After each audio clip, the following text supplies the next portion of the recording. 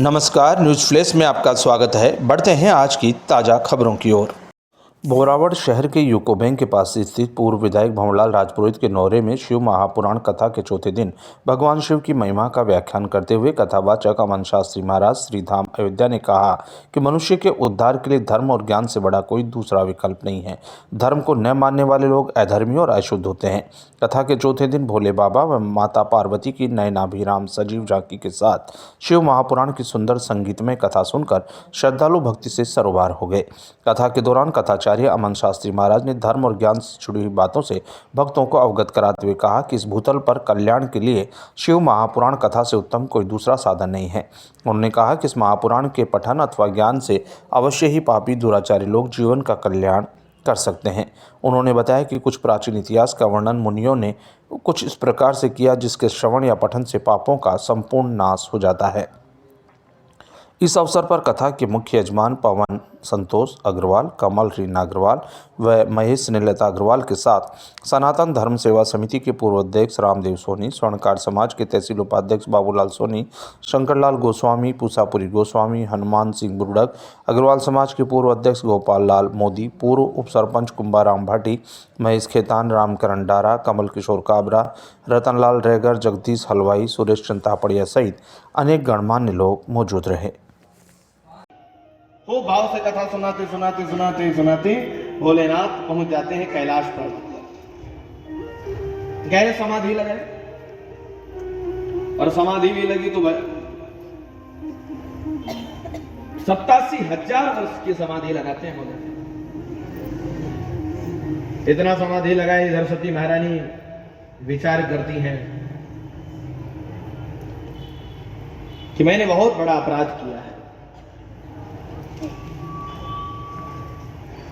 अपराध क्या किया?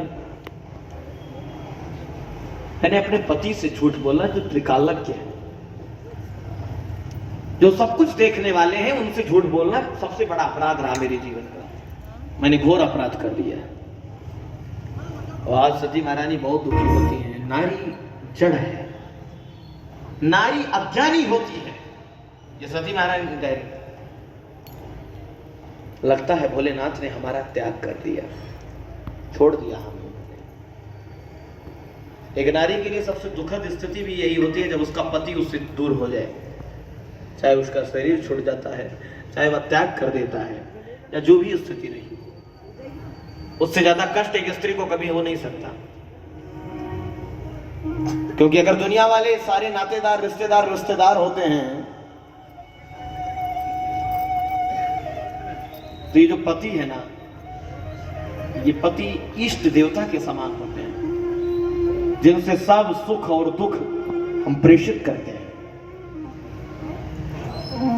माता सती अत्यंत दुखी है, बहुत पीड़ा में है। और वास्तव में एक नारी अपने परिवार के लिए बहुत समर्पित होती है, और परिवार ही नहीं, इस दुनिया के लिए बहुत समर्पित होती है नारी।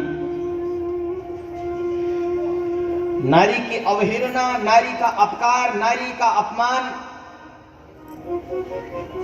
नारी को कष्ट देना, पीड़ा देना, पुरुष के रहते हुए नारियों को दुखी करना, अपने पत्नी को दुखी करना, अपने पुत्री को दुखी करना, बहन को दुखी करना, मां को कष्ट देना, ये सब घोर पाप है।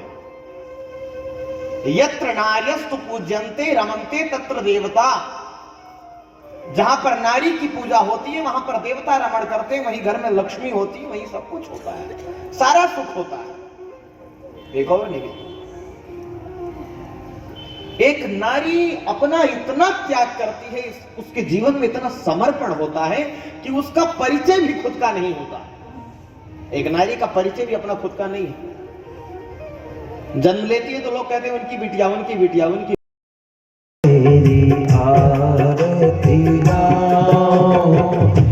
भला से सबको बचाते, भला से सबको बचाते, नील कंठ तब आप कहाते, नील कंठ